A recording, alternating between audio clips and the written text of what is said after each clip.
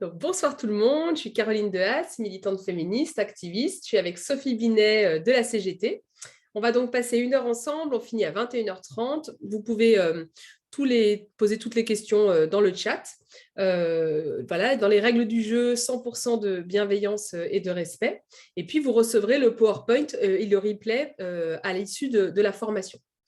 Le projet 5 idées reçues, c'est un projet de formation courte, avec à chaque fois un replay qui est disponible, des contenus pour aller plus loin et des visuels à partager. En résumé, l'objectif, c'est de faire monter le niveau de conscience dans la société et le rapport de force pour faire en sorte qu'un maximum de personnes se forment sur des sujets, des sujets qui, moi, en tout cas, me tiennent à cœur, comme notamment l'égalité sociale, la question du climat ou les questions de discrimination ou d'inégalité tout court. Donc, vous avez plusieurs formations qui sont prévues avec des replays. Et notamment des formations sur le GIEC ou sur le coût du travail. Vous avez également une nouvelle formation qui a été organisée sur l'homoparentalité. Donc, je vais vous mettre dans le chat les différentes dates de formation auxquelles vous pouvez vous inscrire si vous souhaitez participer. Voilà. Et par ailleurs, je me rends compte que je n'ai pas tout à fait le bon PowerPoint, donc je vais juste changer.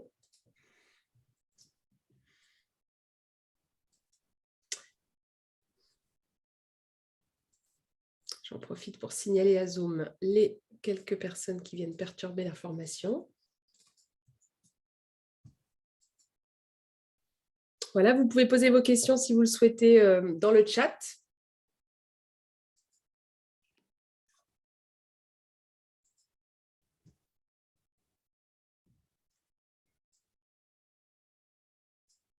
Et je relance le PowerPoint. Voilà, donc il y a une nouvelle formation qui a été programmée, qui est 5 idées reçues sur l'homoparentalité et qu'on va animer avec une association qui s'appelle le collectif Famille et qui va donc, avec laquelle on va co-animer cette formation. Je vous repartage le PowerPoint. Voilà. Est-ce que vous avez des questions sur bienvenue aux personnes qui nous rejoignent? Je vois qu'on est bientôt, on a dépassé la barre des 200, donc bienvenue à toutes et tous. Est-ce que vous avez des questions sur le message, sur le projet 5 idées reçues avant qu'on commence la formation? Non, c'est bon? Alors, on commence cette formation sur les inégalités salariales. D'accord? Donc, l'idée, c'est de répondre, comme à chaque fois, à des idées reçues. Alors, on me demande quel est le rapport avec l'extrême droite. C'est qu'il y a des militantes et des militants d'extrême droite qui sont présents parmi nous. Donc, 100% bienveillance et respect pour les individus, même si on ne respecte pas et qu'on n'est pas d'accord avec leurs idées. Et donc, c'est pour ça que j'ai fermé le chat, parce que ça fait 2 soirs d'affilée qu'ils infiltrent les soirées. Donc, la dernière fois, ils avaient carrément mis des images d'Éric Zemmour dans la formation. Il y avait quelqu'un qui avait commencé à faire une exhibition sexuelle. Donc, on a réussi à évidemment couper la caméra tout de suite. Donc, c'est pour ça que je ferme le chat, parce que sinon, vous vous prendriez des remarques racistes, sexistes, antisémites ou homophobes dans le chat. Donc, voilà, il n'y a que moi et Sophie qui pouvons les voir. D'ailleurs, Sophie, je vais te nommer co-animatrice pour que tu puisses voir les questions dans le chat. Donc, tu vas aussi voir les trolls. Donc, on va parler de 5 idées reçues sur les inégalités salariales. Donc, d'abord, d'où je parle? Moi, je suis une militante féministe, mais je suis surtout une citoyenne et une activiste. Et il y a beaucoup de sujets qui m'intéressent, sur lesquels j'ai envie de travailler. Donc là, ce soir, c'est sur la question des inégalités salariales, mais vous l'avez vu, il y a la question du rapport du GIEC, les questions de coût du travail ou de sortie du nucléaire. Et donc, j'ai décidé, pendant les mois qui viennent, dans le cadre de la présidentielle, de programmer des formations. Donc, à chaque fois, c'est moi qui prépare le contenu, qui anime la formation. Et je suis, en général, souvent en présence d'une experte ou d'un expert, d'une militante ou d'un militant qui a un regard spécifique sur le sujet. Et ce soir, c'est Sophie de la CGT. Les sources de ce soir, je vous les enverrai par mail. Il y en a 3 principales. Il y a les chiffres clés de l'égalité professionnelle, de l'égalité entre les femmes et les hommes, qui sont faits chaque année par le ministère chargé de l'égalité femmes-hommes, à partir de documents de la DARES, de l'adresse, qui sont des institutions statistiques. On va beaucoup s'appuyer sur les chiffres de l'INSEE, et puis on s'appuie également sur les chiffres du Défenseur des droits. Tous les liens que vous voyez apparaître, comme le PowerPoint, vous seront envoyés par mail à l'issue de la formation. Alors, le programme, on va d'abord juste faire un petit topo sur qu'est-ce que c'est les inégalités professionnelles entre les femmes et les hommes. Et puis ensuite, on va regarder 5 idées reçues. Donc, je présente rapidement. Sophie, évidemment, tu peux intervenir à n'importe quel moment pour apporter des précisions. Et à la fin de la soirée, enfin à la fin de la formation, on aura un échange plus particulier avec Sophie.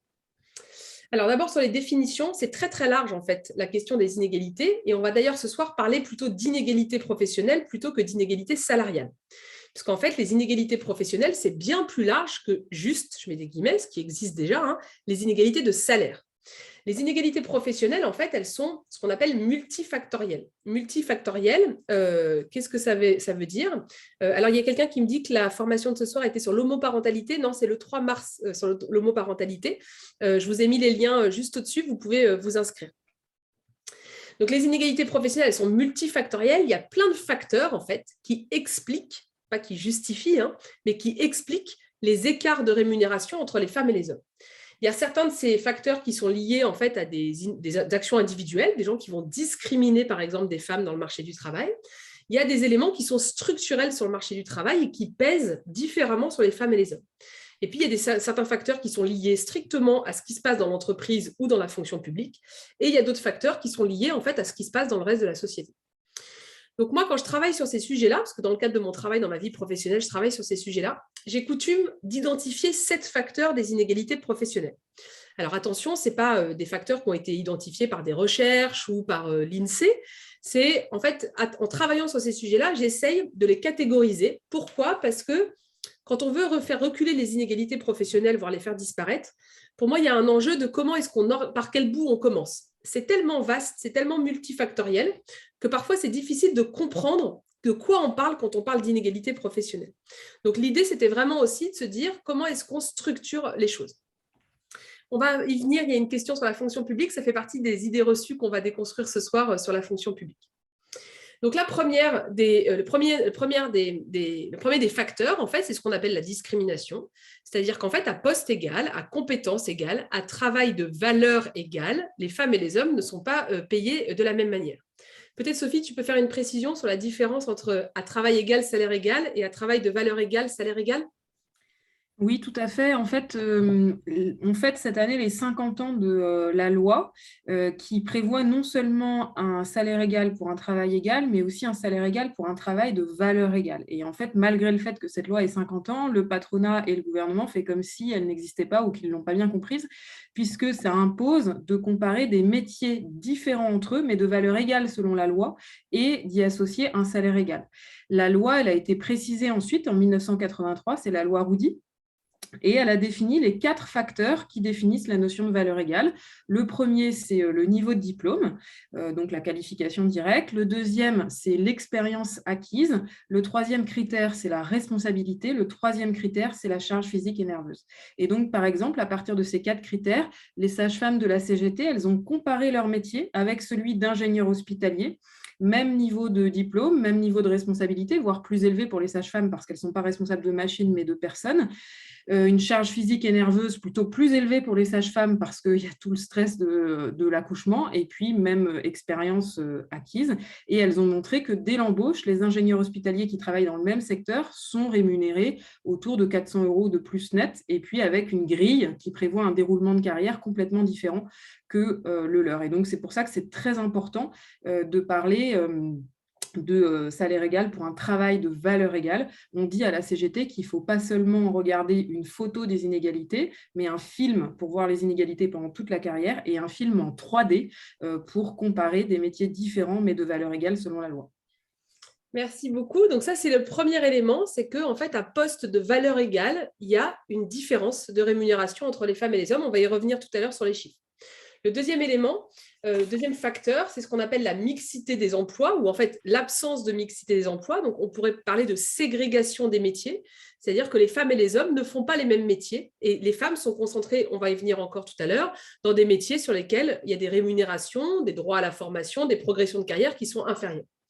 Le troisième élément, c'est… Ouais. Et c'est justement sur ce deuxième élément de la mixité des emplois que la notion de valeur égale est particulièrement importante en fait. Parce qu'il y a seulement 18% des emplois qui sont mixtes, tous les autres ne sont pas mixtes et les emplois dans lesquels sont les femmes sont dévalorisés. Donc si on compare seulement les mêmes emplois, un infirmier et une infirmière, il y aura très peu de différence de salaire. Par contre, si on compare une infirmière avec un technicien, là on va voir la différence de salaire pour un niveau de qualification équivalent.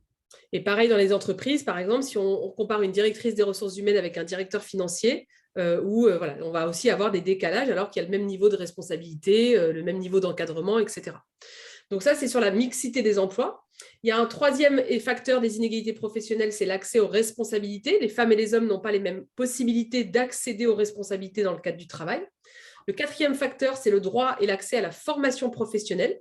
Donc, il y a des différences entre les femmes et les hommes dans la possibilité d'accéder à la formation professionnelle et surtout, on va le voir tout à l'heure, dans les conséquences sur les carrières de la formation professionnelle.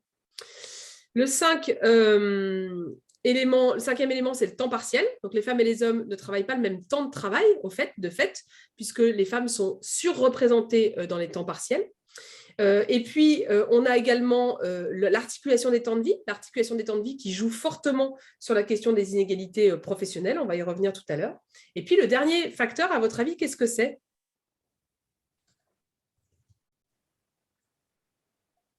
Qu'est-ce que c'est, à votre avis?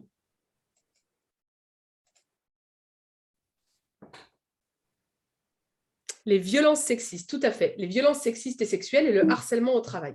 Alors ça, c'est intéressant parce qu'en France, on n'a pas encore énormément d'études, ça commence tout juste, qui visent à mesurer l'impact matériel sur les rémunérations des violences sexistes et sexuelles. Et or, quand on sait, on va y revenir tout à l'heure, qu'il y a 32% des femmes qui ont déjà subi du harcèlement sexuel au travail, en fait, ça va forcément avoir un impact. Si je pose des questions, il y a une question dans le chat, vous pouvez répondre dans le chat. Là, par exemple, il y a plusieurs personnes qui m'ont répondu sur le harcèlement sexuel. Voilà sur les facteurs des inégalités professionnelles. Est-ce que vous les retrouvez? Est-ce que vous êtes capable de les mémoriser?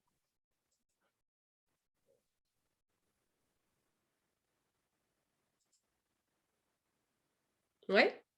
Donc, le premier, qu'est-ce que c'est?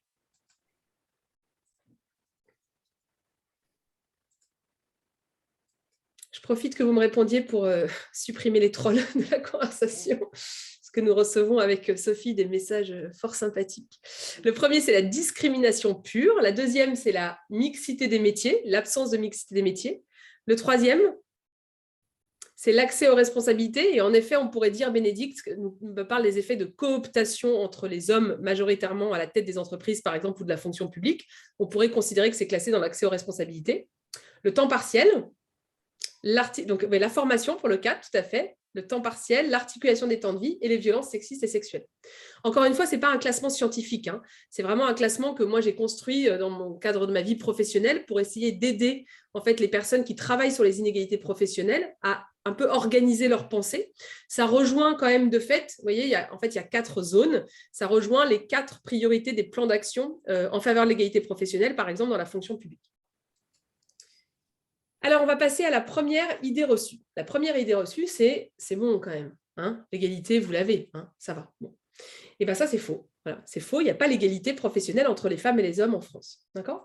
Alors, c'est ce qu'on appelle d'ailleurs, ce que j'appelle moi l'illusion de l'égalité. C'est-à-dire qu'on a le sentiment que globalement, ça va. Hein.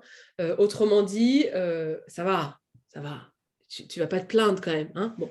En général, on nous fait des petites comparaisons internationales par rapport à d'autres pays. Là, en général, on ne va pas se comparer avec les pays du Nord. Hein, par rapport, par exemple, à des pays comme l'Afghanistan, ça va beaucoup mieux. Alors oui, ça va beaucoup mieux qu'en Afghanistan, en France, pour les femmes. Ça, non, il n'y a pas trop de débat à avoir là-dessus. Par contre, la question, c'est est-ce que la situation est bonne? Et en fait, quand on regarde la situation en réel, en fait, il y a des inégalités très fortes. Alors, ça dépend où on regarde. Parce que si on regarde l'index de l'égalité créé par le gouvernement, on a l'impression que globalement, ça va. Hein. Ça va. En fait, dans cet index, il y a 84% des entreprises, je suis allée regarder le dernier tableau, qui ont un score supérieur à 75 sur 100. Donc, ça veut dire qu'il y a 84% des entreprises dans lesquelles ça va, il n'y a pas d'inégalité professionnelle majeure. Alors, je ne sais pas si Sophie, toi, tu veux nous dire un mot sur cet index ? Oui, mais j'étais en train de chercher le résultat parce que pour moi, il est encore meilleur. En fait, j'ai l'impression qu'il était encore meilleur. Mais bon, tout ça pour dire que l'index, c'est un outil marketing qui fait l'inverse de ce qu'il est supposé faire et qui, en fait, organise l'opacité sur les écarts de rémunération parce qu'il a été savamment construit pour. Et donc, il y a une série de critères techniques qui permettent d'invisibiliser les écarts. J'en donnerai un seul. Après, si j'ai le temps, je peux détailler, mais la première chose qui fait que ça invisibilise, c'est que quand on calcule les écarts de salaire, il y a automatiquement un seuil qui s'appelle seuil de pertinence de 5 points qu'on retire du calcul de l'index. Donc déjà, il y a 5% d'écarts de rémunération qui ne sont pas pris en compte dans l'index. Et puis, je donnerai une deuxième raison pour laquelle l'index ne peut pas être un outil sérieux, c'est que c'est les entreprises en fait qui calculent elles-mêmes leurs notes. On n'a aucun moyen de contrôler, on n'a pas le détail du calcul, en fait, les syndicats dans les entreprises. L'inspection du travail n'a pas le moyen de contrôler et il y a même des entreprises où on a pu prouver que le calcul n'était pas le bon et où la direction générale du travail nous a dit que même avec notre démonstration, ils ne pouvaient pas sanctionner parce que d'un point de vue juridique, la loi ne les autorisait qu'à sanctionner les entreprises qui ne publiaient pas l'index, mais pas si elles publiaient une mauvaise note à leur index. Donc, à partir de là, je pense que tout le monde a compris pourquoi les notes sont excellentes et je pense encore meilleures que celles qui est indiquées là. Ça, c'est une stat. En fait, ils ont mis en ligne le tableau Excel de toutes les notes de toutes les entreprises de plus de 50 salariés. Et je suis allée regarder, j'ai téléchargé le tableau et j'ai fait une stat. Mais peut-être il faut peut-être la retoucher. Je vais regarder, quand je vous enverrai le PowerPoint, j'irai la vérifier et puis je mettrai à jour le PowerPoint. En tout cas, ce chiffre est en décalage total avec la réalité des inégalités. Quand on veut regarder les inégalités professionnelles, en fait, on s'appuie sur les chiffres qui sont publiés par ailleurs par le même gouvernement qui explique qu'il n'y a pas de problème dans les entreprises.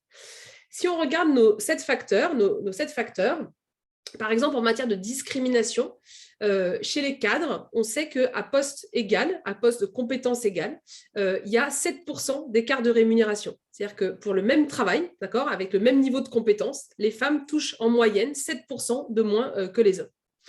Le deuxième élément sur la mixité des emplois, c'est que 50% des femmes en France qui travaillent sont concentrées sur 15% des métiers, sur une toute petite partie des métiers.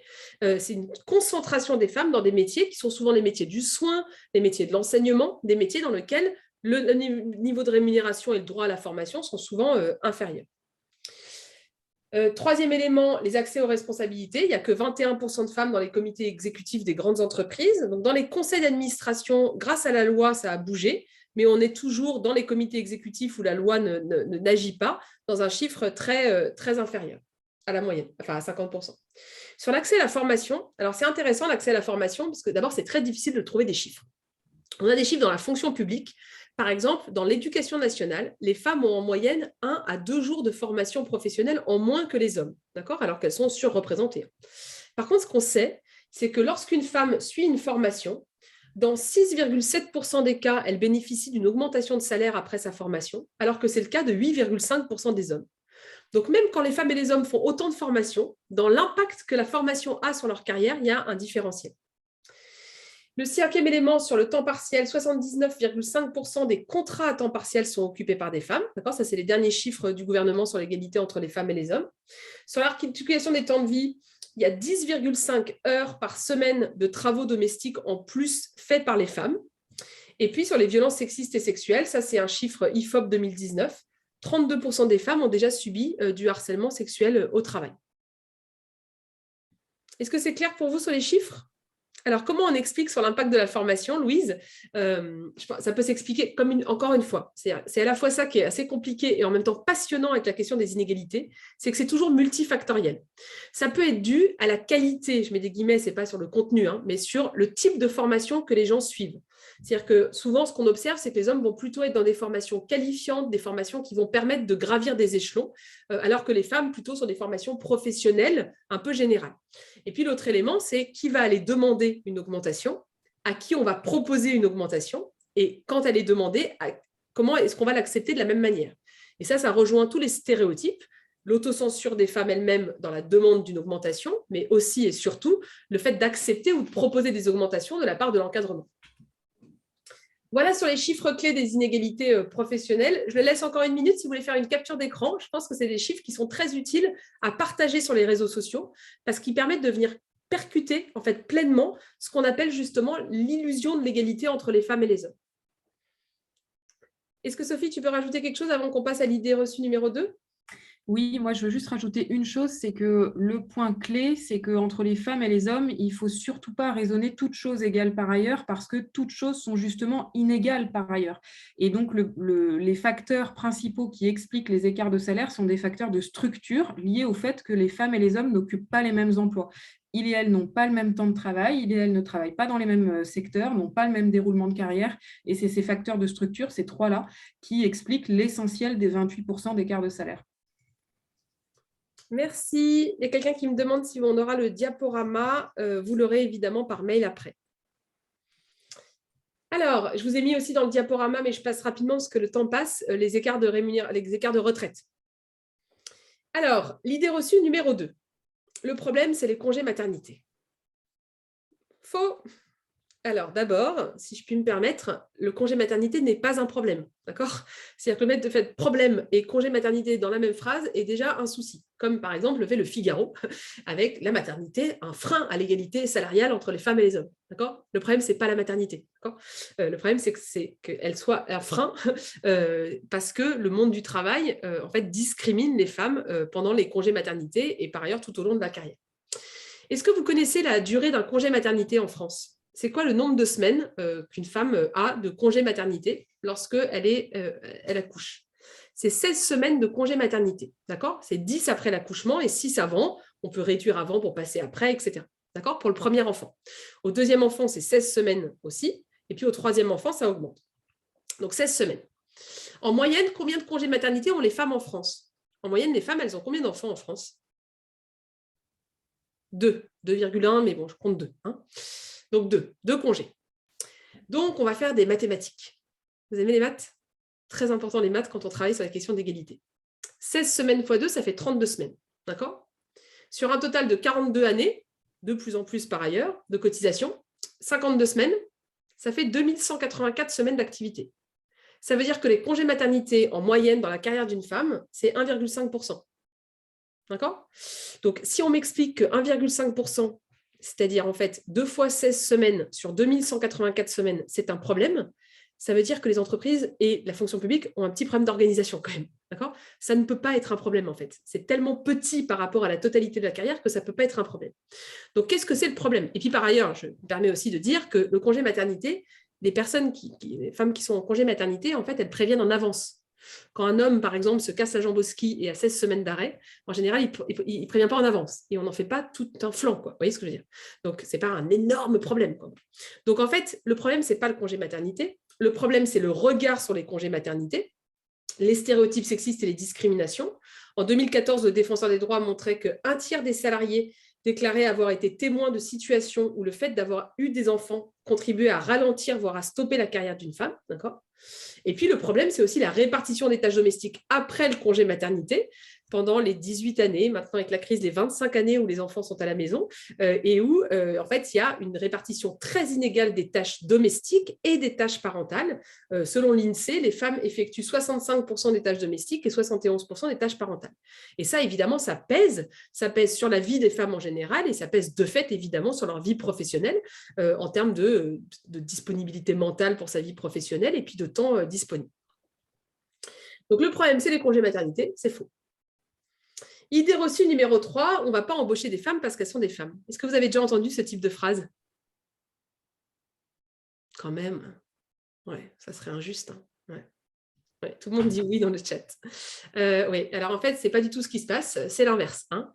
Aujourd'hui, en France, encore aujourd'hui, il y a des femmes qui sont écartées parce qu'elles sont des femmes. D'accord? C'est ce qu'on appelle la discrimination, en fait. Il y a encore en France aujourd'hui des discriminations dans le monde du travail pour l'accès aux responsabilités, pour l'accès à certains emplois, parce que les femmes sont des femmes. D'accord?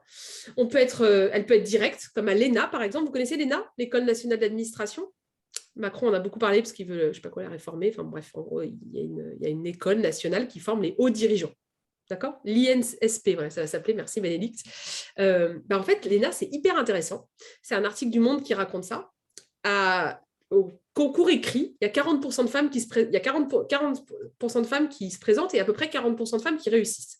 C'est-à-dire qu'au moment du concours écrit, qui est en fait un concours anonyme, il n'y a quasiment pas d'écart entre le nombre de femmes qui se présentent et le nombre de femmes qui réussissent. et pourtant, il n'y a que 28% d'admises. Parce qu'entre les deux, qu'est-ce qui se passe entre le concours écrit et l'admission? Il y a un oral. Et en fait, au moment de l'oral, il y a une chute du nombre de femmes qui réussissent l'oral. Et donc, on a essayé de comprendre pourquoi, et on s'est rendu compte, évidemment, qu'il y avait tout un tas de stéréotypes sur la prise de parole, la façon de s'exprimer, et que la façon dont l'oral était construit, le concours était construit, c'était un oral qui mettait en avant, en fait, qui demandait qu'on mobilise des postures, des compétences qui étaient vues dans l'imaginaire collectif comme plutôt masculines. Et qu'il y avait des stéréotypes très forts qui jouaient au moment de l'oral, qui faisaient qu'on allait écarter des femmes, pourtant tout autant, voire plus compétentes que certains hommes, juste parce qu'elles étaient des femmes.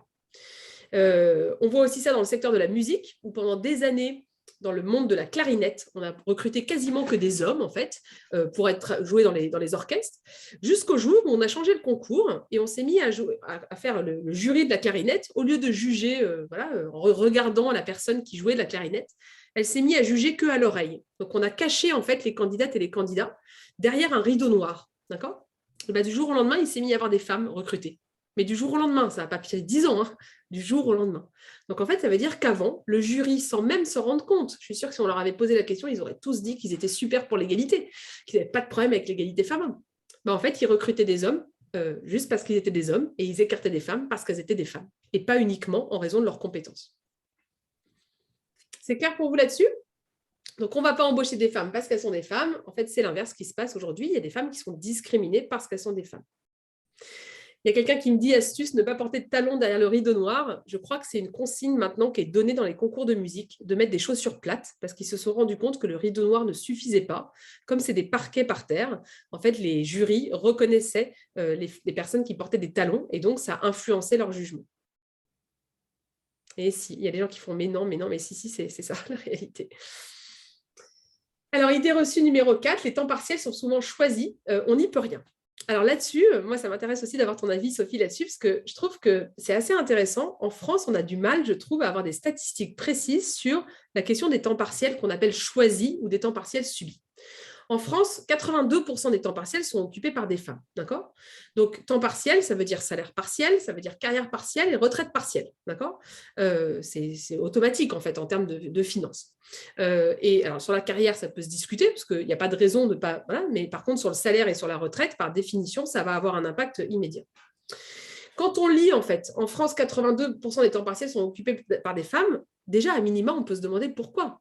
C'est-à-dire, soit il y a un truc qui fait que les femmes aiment vraiment être à temps partiel, soit il se passe quelque chose dans la société qui va pousser les femmes ou qui va pousser les entreprises à embaucher des femmes sur les temps partiels ou qui va pousser les femmes à se mettre à temps partiel. Et donc, c'est hyper intéressant parce que ça pose la question non pas forcément uniquement des choix individuels, mais aussi de la façon dont la société est organisée.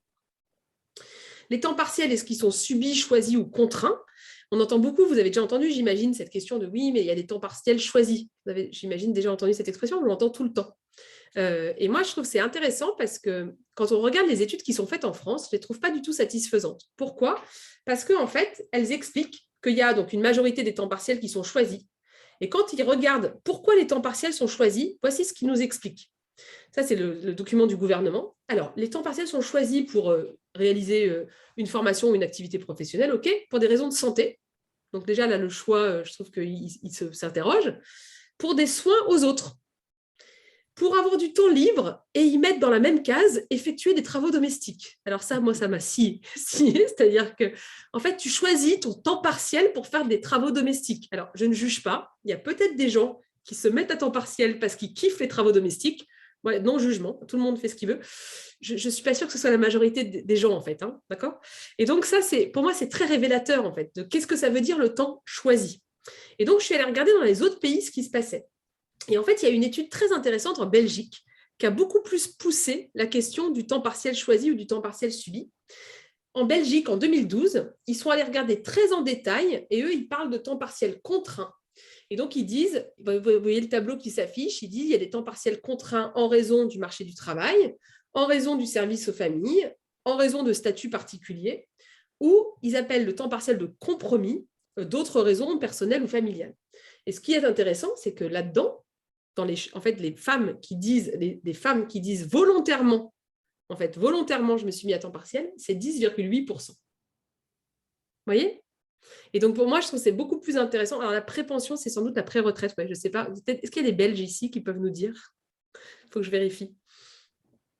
Donc, pour moi, c'est très intéressant parce que voilà, ça permet en fait de voir, je trouve, une façon d'approcher cette question plus pertinente, je pense, que la façon dont on en parle en France. Oui, on me dit que c'est bien la pré-retraite. Sophie, je ne sais pas ce que tu en penses. Oui, moi je pense qu'il y a deux gros facteurs sur le temps partiel. Le premier, c'est un facteur de filière. Ça, c'est important à dire, on ne l'entend jamais. Les métiers dans lesquels les femmes sont concentrées sont souvent des métiers qui fonctionnent sur la base du temps partiel et qui ne proposent que du temps partiel. Quand on est caissière, quand on est aide à domicile, quand on est animatrice, par exemple, périscolaire, AESH, aide aux élèves en situation de handicap, on ne peut travailler qu'à temps partiel parce qu'on ne propose pas de temps plein. Et donc, sur ces filières dans lesquelles il y a des temps partiels, pourquoi est-ce que les employeurs proposent des temps partiels? Parce que ça permet de faire travailler tôt le matin, tard le soir, d'avoir des interruptions énormes au milieu de la journée, de faire travailler pendant le week-end. Et donc, là, on a des temps partiels qui garantissent un salaire catastrophique en dessous du seuil de pauvreté et qui empêchent justement d'avoir du temps pour s'occuper de sa famille et pour voir ses enfants. C'est-à-dire qu'on a non seulement un salaire en dessous du seuil de pauvreté, mais des amplitudes horaires qui sont supérieures à celles de 4 sup avec des salaires rikiki. Et puis, le deuxième facteur, effectivement, c'est le temps partiel pour avoir du temps pour s'occuper de ses enfants parce que le conjoint ne le fait pas et qu'il n'y a pas de mode de garde pour les enfants. Le chiffre qu'il faut rappeler, c'est qu'en France, il y a 42% des enfants de moins de 3 ans qui ne sont pas à la crèche ou qui n'ont pas de nounou. Et donc, ça veut dire 40% des mères qui sont obligées de s'arrêter de travailler pour s'occuper de leurs enfants à moins de 3 ans. Et puis, la dernière chose que je voulais dire, c'est qu'il y a aussi une vraie différence quand on parle de temps partiel en fonction des catégories socio-professionnelles. Ce n'est pas du tout la même chose pour les femmes cadres qui vont demander le temps partiel parce que le temps de travail quand on est cadre est beaucoup trop élevé pour pouvoir avoir une vie familiale à côté. Je rappelle que le temps de travail des cadres, en moyenne, c'est 44h30 par semaine. Pour avoir une vie de famille, c'est mission impossible. Donc, on a beaucoup de femmes cadres qui souhaitent travailler sur 4 jours pour avoir leur mercredi, comme on dit, pour passer du temps avec ses enfants.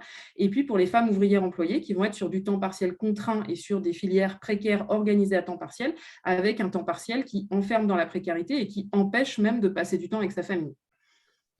Merci beaucoup pour ces précisions. J'ai mis la source DGSIE. Les gens me demandaient ce que c'était. C'est en effet la Direction générale statistique et information économique de la Belgique, parce que c'est donc là une étude qui est faite en Belgique.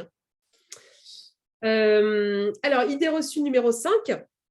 Dans la fonction publique, il n'y a pas d'inégalité salariale. Vous avez déjà entendu ça? Moi, je trouve ça super intéressant de travailler dans la fonction publique parce qu'il y a deux raisons pour lesquelles je trouve ça super intéressant. La première, c'est que l'illusion de l'égalité est beaucoup plus importante qu'ailleurs. Non, mais nous, c'est pas pareil. Nous, on a un statut, on a un cadre, on a des indices donc, qui organisent, je vous renvoie à la formation de la semaine dernière sur 5 idées reçues sur les fonctionnaires.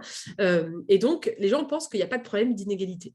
Et c'est d'ailleurs pour ça que la fonction publique a mis beaucoup plus de temps à se fixer des obligations en matière d'égalité professionnelle. Les premières lois sur l'égalité professionnelle, on parle là des 50 ans, c'est ça 72, l'entrée dans le Code du travail. La première loi, le projet de loi d'un gouvernement, c'était en 83 avec Yvette Roudy.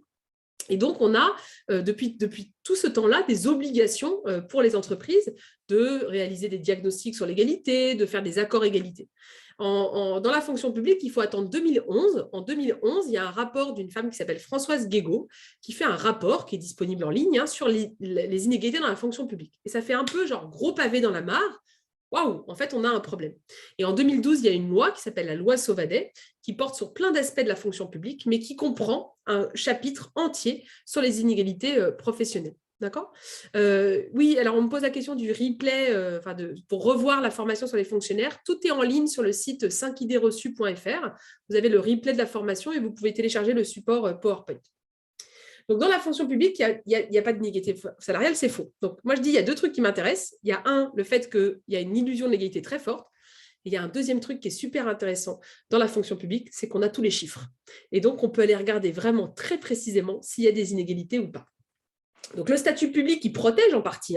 Les inégalités, elles sont globalement moins fortes dans la fonction publique que dans le privé, mais ça protège en partie seulement. Alors, par exemple, je vous fais des petits quiz. La part des femmes dans les postes d'encadrement supérieur est équivalente à la part des femmes en général dans la fonction publique. Est-ce que c'est vrai ou est-ce que c'est faux, à votre avis? Ouais, c'est faux, c'est facile. En fait, il y a 65% de femmes dans la fonction publique en France et il n'y a que 42% de femmes parmi les postes d'encadrement supérieur. Existe-t-il un écart de rémunération entre les femmes et les hommes dans la fonction publique? J'ai donné la réponse, c'est vrai, d'accord. En équivalent temps plein, donc si on regarde en équivalent temps plein de temps de travail, on est à 12,3% d'écart de rémunération entre les femmes et les hommes. Alors, on peut aller regarder en détail puisque nous avons les chiffres clés de l'égalité professionnelle dans la fonction publique qui sont publiés chaque année et qui nous donnent des magnifiques tableaux que moi j'adore, qui permettent de regarder très en détail. Donc, par exemple, si on regarde les salaires nets mensuels en équivalent temps plein en 2018 dans la fonction publique, on se rend compte qu'en moyenne, les femmes touchaient 2 181 € et les hommes 2 497. D'accord? Donc ça, voilà. On peut regarder aussi dans les différences d'âge. Donc là, je ne sais pas si vous voyez ou si c'est trop petit. Quand vous regardez, parce que les gens me disent « ouais, mais là, c'est une moyenne, ce n'est pas suffisamment précis ». Donc, regardons plus précisément. Dans ce document, il y a un tableau qui regarde par catégorie A, B, C et par âge. Donc, déjà, ça resserre quand même, et puis par type de fonction publique. La fonction publique d'État, les ministères, la fonction publique territoriale, dans les collectivités, et la fonction publique hospitalière. Et qu'est-ce qu'on regarde, en fait? On voit, par exemple, que si on regarde chez les moins de 30 ans, d'accord, de catégorie A, donc c'est-à-dire une certaine catégorie, c'est la catégorie des cadres, hein, les femmes de moins de 30 ans dans la fonction publique d'État, elles gagnent en moyenne 1 961 € et les hommes 2 052 €. Donc, ils ont moins de 30 ans, hein, ils sont au début de leur carrière professionnelle et il y a déjà un écart. Si vous regardez, pareil, dans la fonction publique hospitalière, vous avez un écart. Et dans la fonction publique territoriale, l'écart est beaucoup plus important. Les femmes touchent moins de 2 200 € et les hommes 2 400 € à moins de 30 ans. D'accord? Et dans toutes les catégories, vous pouvez retrouver la même chose. Par exemple, les hommes de catégorie C, par exemple, si on regarde 30-39 ans, les femmes touchent 1 813 € et les hommes 1 980 €. D'accord? Est-ce que ça donne une explication? En fait, les explications, encore une fois, elles sont multifactorielles. Ça va être le type d'emploi sur lesquels les gens vont être, ça va être les interruptions de carrière, ça va être la question aussi de la progression de carrière, à quel moment on va vous proposer de prendre des responsabilités, etc. Alors, les chiffres sont de 2018, ce n'est pas très récent, mais en fait, les chiffres, ils ne sont jamais très récents parce que le temps que tous les chiffres remontent, le rapport là de 2021, il est sur des chiffres de 2018 ou de 2019. D'accord? Donc là, c'est vraiment le dernier rapport qu'on a disponible, qu'on a pris. C'est normal en fait que les chiffres mettent du temps parce que vous imaginez, il y a des millions de fonctionnaires, il faut faire remonter tous les chiffres de tous les services. Donc ça, en plus, c'est sans compter les primes. Et on peut voir également que sur la question des primes, il y a des différences.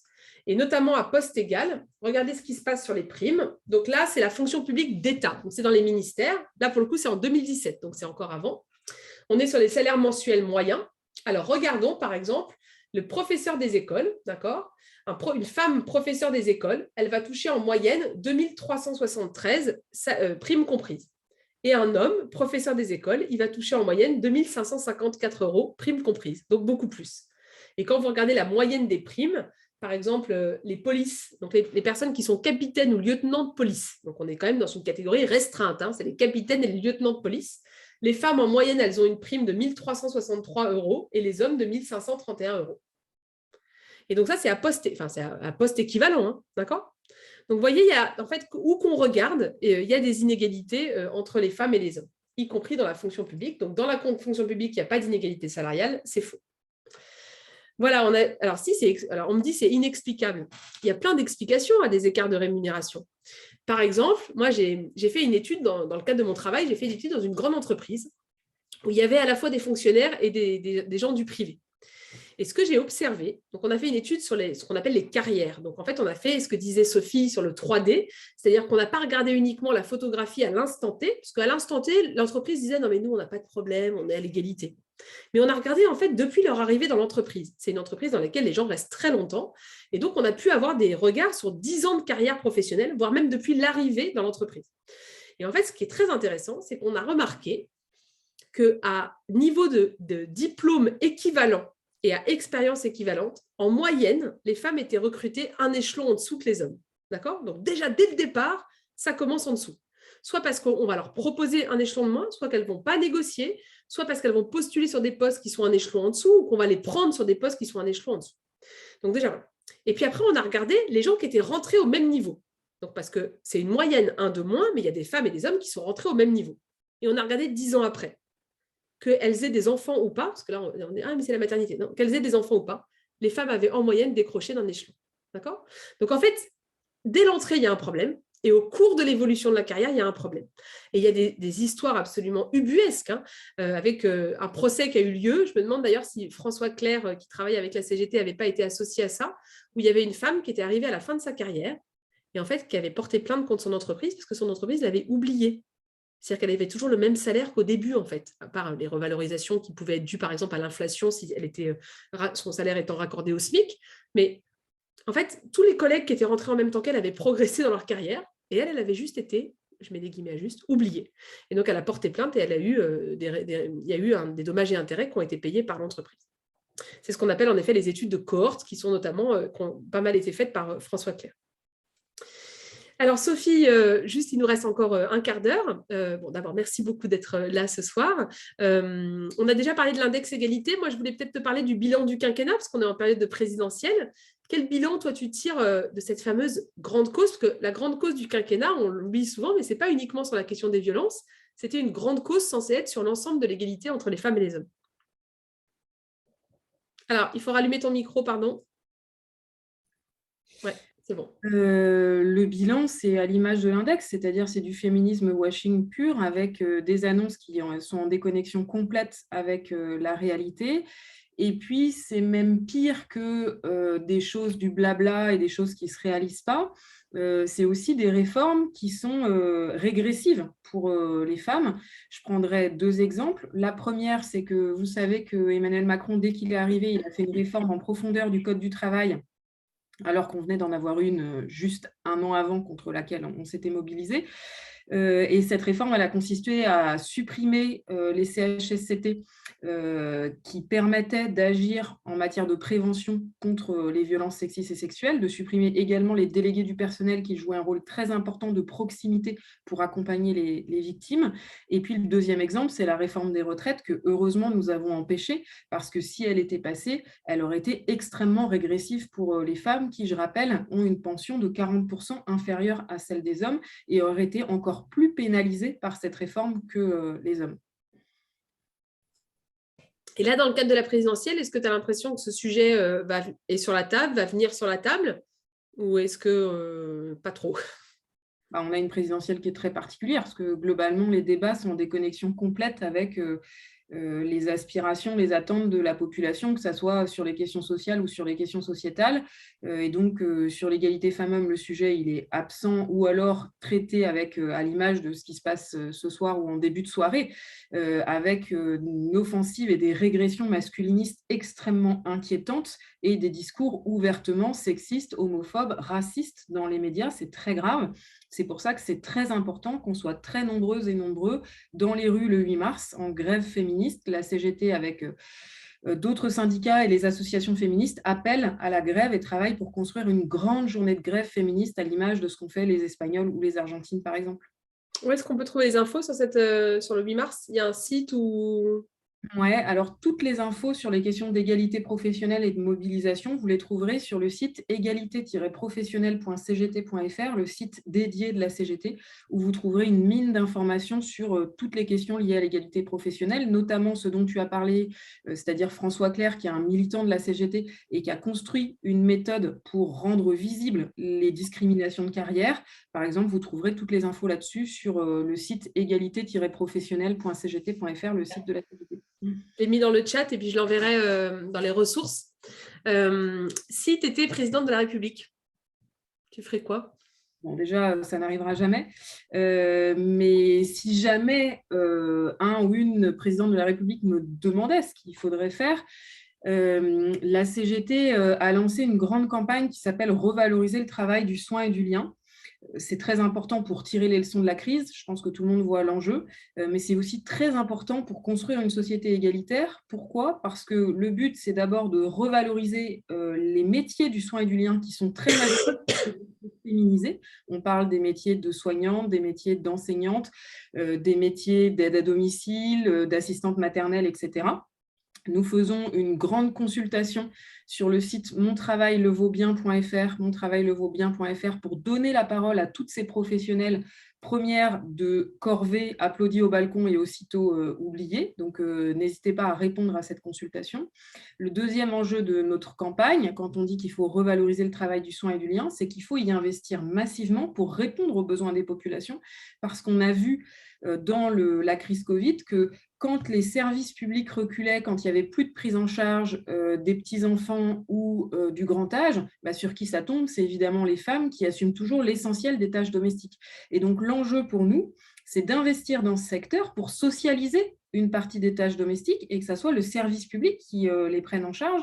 Et je dis bien le service public, puisqu'on a vu avec le scandale Orpea, le scandale du secteur très lucratif de prise en charge des personnes âgées. Et puis, il y a la même chose dans la petite enfance avec des entreprises comme les petits chaperons rouges, Babylou, etc., qui se font de l'argent sur le dos de nos enfants. Et donc, l'enjeu, c'est bien d'exclure les groupes privés lucratifs de ce périmètre. Et puis, le troisième objectif de notre campagne, revaloriser le travail du soin et du lien, c'est de dire qu'il faut des droits pour permettre un égal accès de la parentalité. Il faut allonger le congé paternité. On veut qu'il soit de la même durée que le congé maternité après la naissance. Il faut aussi allonger le congé maternité parce qu'on le dit très peu souvent, le congé maternité en France est un des plus courts d'Europe. Et pour toutes celles qui ont des métiers pénibles, c'est impossible de bosser jusqu'à 7 mois de grossesse enceinte. C'est pas possible, et en plus, il n'y a pas d'amélioration, il n'y a pas d'aménagement des conditions de travail. Et puis, on veut également un congé parental mieux rémunéré, plus court, et une prise en charge avec le service public de la petite enfance que nous réclamons, que tous les enfants de plus de 6 mois aient un droit à une prise en charge accessible pour les parents. C'est très important pour lutter contre les inégalités sociales, c'est aussi très important pour lutter contre les inégalités de genre et éviter que les femmes soient obligées d'interrompre leur boulot pour s'occuper de leurs enfants. Ok, merci. Il y a une question, comment faire pour s'engager et devenir militante? Il faut se syndiquer. Donc, on peut se syndiquer soit dans son entreprise si la CGT est là, soit aller voir une union locale dans son territoire le plus proche ou son union départementale. Donc, il y a toutes les adresses sur le site cgt.fr. Et puis, vous pouvez aussi vous syndiquer en ligne. Et là, on vous mettra en relation avec le syndicat de votre lieu de travail. Je ne sais pas si ça suffit à répondre. Je pense, oui, super. Peut-être une dernière question avant qu'on arrête. Est-ce que tu peux nous parler de la convention de l'OIT? Oui, très important. En fait, l'OIT, c'est l'Organisation internationale du travail qui élabore des lois mondiales. Jusqu'à il y a peu, en fait, il n'y avait pas de loi au plan mondial contre les violences sexistes et sexuelles au travail. Je pense que ça n'étonnera pas grand monde ici, malheureusement. Et en fait, tous les syndicats du monde, on est rassemblés dans une organisation qui s'appelle la Confédération syndicale internationale. Et avec la Confédération syndicale internationale, moi, je suis membre du comité des femmes de la Confédération syndicale internationale. On se voit une fois par an avec des femmes de tous les pays du monde, c'est génial. Et on se met d'accord sur les batailles revendicatives qu'on veut mener ensemble. Donc, la campagne Revaloriser le travail du soin et du lien, par exemple, ça fait partie de ces campagnes qu'on mène au plan mondial. Et donc, en 2014, on s'est mis d'accord, donc c'était 4 ou 5 ans avant MeToo, on s'est mis d'accord en disant, voilà, il faut qu'on gagne une loi mondiale contre les violences sexistes et sexuelles. Et donc, on s'est battu dans tous nos pays pour que nos gouvernements prennent position pour ça. Et on a obtenu en 2019 maintenant que l'OIT adopte cette première loi. Alors, la loi, pour qu'elle s'applique, il faut que maintenant chaque pays du monde la ratifie, la vote et l'applique. C'est ce que la France vient de faire, c'est bien, sauf que, encore une fois, c'est comme l'index égalité professionnelle, c'est une ratification marketing, puisque la France a ratifié la convention de l'OIT, mais n'a rien changé dans sa loi, en fait, en disant, mais on est déjà en règle, on n'a rien besoin de changer. Et donc, ce n'est pas vrai parce que dans cette convention, il y avait plein de choses supplémentaires à ce qu'il y a dans la loi française. Et c'est une ratification à minima, on n'est pas du tout contente, notamment les points qu'il y avait dans cette convention et que la France devrait appliquer. c'est une obligation de protéger les femmes victimes de violences conjugales dans leur travail. Parce qu'on le dit trop peu souvent, en fait, quand on est victime de violences conjugales, c'est la double peine. On risque de se faire licencier au travail parce qu'on va être absente, parce qu'on ne va plus être aussi productive, ou parce qu'on ne va pas pouvoir aller au boulot, parce qu'on sait que l'endroit où le conjoint violent va être sûr de trouver sa victime, c'est le travail, en fait. Et donc, nous demandons à ce qu'il y ait des droits qui protègent toutes les femmes victimes de violences conjugales, une interdiction de licenciement, un droit à la mobilité géographique ou fonctionnelle pour pouvoir fuir leur conjoint violent, et on demande à ce qu'il y ait minimum 10 jours de droit à absence rémunérée pour pouvoir faire toutes ces démarches. Quand on est victime de violence et qu'on dépose plainte, tout de suite après, il y a plein de choses à faire pour se mettre à l'abri, protéger ses enfants, changer d'adresse, trouver une nouvelle école, etc. Et c'est évidemment des moments où il faut agir très vite et où on ne peut pas aller bosser comme si de rien n'était, quoi. Ok, merci beaucoup. Vous avez toutes les informations sur le site Égalité professionnelle. Il y a aussi des informations sur cette convention de l'OIT. Merci beaucoup, c'était vraiment super intéressant. En conclusion, donc n'hésitez pas à donner votre avis dans le chat. Vous aurez le replay de cette formation et la note pour aller plus loin. Je vous enverrai également des visuels à partager sur les réseaux sociaux. Je me suis mis à faire aussi des reels on dit reels, je crois, sur Instagram que vous pourrez partager. Et puis, on va faire aussi des notes pour aller plus loin avec des propositions de livres, de podcasts, de BD, d'expos photos ou de chansons sur la thématique. Je vous rappelle les formations prévues. Donc, il y en a encore 5 là, qui sont organisées la semaine prochaine sur le code du travail. Et si vous voulez en savoir plus, alors on mettra le livre de la CGT, Sophie, dedans, Féministe la CGT. Et puis, si vous voulez en savoir plus, vous pouvez rejoindre un groupe WhatsApp. C'est des groupes WhatsApp qui sont fermés aux échanges, je le dis pour les trolls qui voudraient venir s'infiltrer, et qui permettent simplement 1 à 2 fois par semaine, grand max, de recevoir des infos sur les nouvelles formations. Et puis, sur les 5 idées reçues, dès demain, je vais mettre en ligne le replay de cette formation que vous pourrez partager sur les réseaux sociaux. Toutes les ressources pour aller plus loin, on me demande où est-ce que je les donne. Je les envoie par mail. Donc, si vous étiez inscrit à cette formation, vous les recevrez. Et sinon, ils seront de toute façon en ligne sur le site 5idéesreçues.fr. Merci beaucoup pour vos retours. Merci, c'était super, c'était vraiment très bien. Et puis, merci beaucoup, Sophie, pour toutes tes explications. Et puis, voilà, n'hésitez pas à vous syndiquer, cgt.fr. Merci. Bonne soirée, merci beaucoup.